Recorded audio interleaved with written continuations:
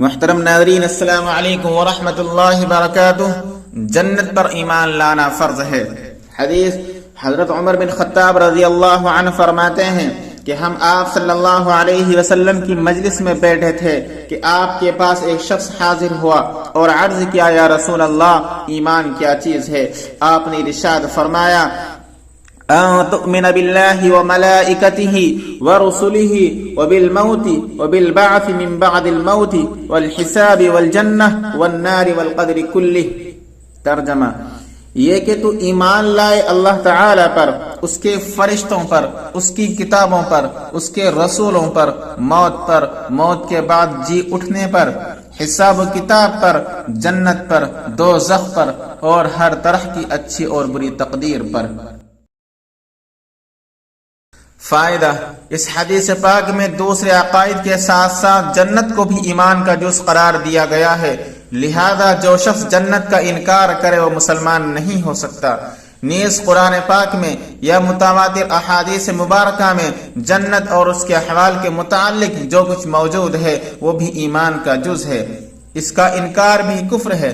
بعض مغربی ذہن رکھنے والے نام و نہاد محقق جنت کا اور اس کی بہت سی نعمتوں کا انکار کر دیتے ہیں، ان کو اپنے ایمان کی فکر کرنی ضروری ہے۔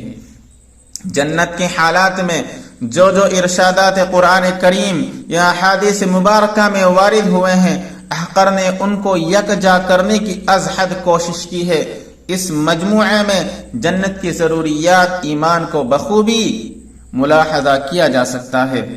جنت اور اہل جنت کی باہمی طلب۔ اہل جنت کی طلب جنت، جنت والے جنت کی طلب میں اللہ تعالیٰ سے اس طرح درخواست کرتے ہیں اور کریں گے جیسا کہ قرآن کریم کے اندر ارشاد ہے، ربنا وآتنا ما وعدتنا على رسلك ولا تخزنا يوم القیامہ انك لا تخلف المیعاد۔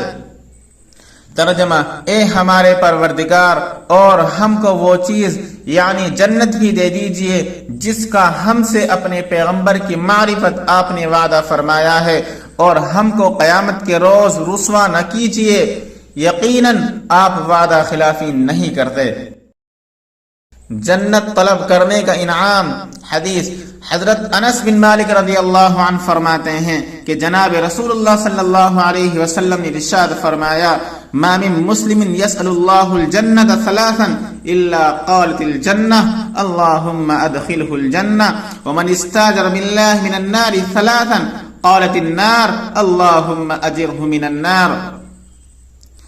ترجمہ: جو مسلمان بھی اللہ تعالیٰ سے 3 مرتبہ جنت کا سوال کرتا ہے تو جنت کہتی ہے، اے اللہ، اس کو جنت میں داخل فرما دے، اور جو شخص اللہ تعالیٰ کے ساتھ دوزخ سے پناہ پکڑے 3 مرتبہ تو دوزخ کہتی ہے، اے اللہ، اس کو دوزخ سے پناہ دے دے۔ حضرت ابو ہریرہ رضی اللہ عنہ کی مرفوع حدیث میں ہے کہ جس نے 7 مرتبہ یوں کہا کہ میں اللہ تعالیٰ سے جنت مانگتا ہوں تو جنت کہتی ہے، اے اللہ، اس کو جنت میں داخل فرما دے۔ اور ایک حدیث میں حضرت ابو ہریرہ رضی اللہ عنہ سے یوں بھی مروی ہے کہ جناب رسول اللہ صلی اللہ علیہ وسلم نے ارشاد فرمایا، اللہ تعالیٰ سے جنت کی طلب اور دوزخ سے پناہ بہت زیادہ مانگا کرو، کیونکہ یہ دونوں یعنی جنت اور دوزخ شفاعت بھی کرتی ہے اور ان کی شفاعت بھی قبول کی جاتی ہے۔ بلا شبہ جب کوئی بندہ اللہ تعالیٰ سے جنت کو بہت زیادہ طلب کرتا ہے تو جنت کہتی ہے، اے پروردگار، تیرا یہ بندہ آپ سے مجھے طلب کر رہا ہے، آپ اس کو مجھ میں سکونت دے دے۔ اور دوزخ بھی کہتی ہے، اے پروردگار، تیرا یہ بندہ جو مجھ سے تیری پناہ مانگ رہا ہے، آپ اس کو پناہ دے دے۔ اللہ تعالی ہم سب کو بار بار جنت کی طلب اور جہنم سے پناہ کی توفیق دے دے۔ ویڈیو پسند آئے تو لائک کیجئے، شیئر کیجئے اور چینل کو سبسکرائب کر دیجئے۔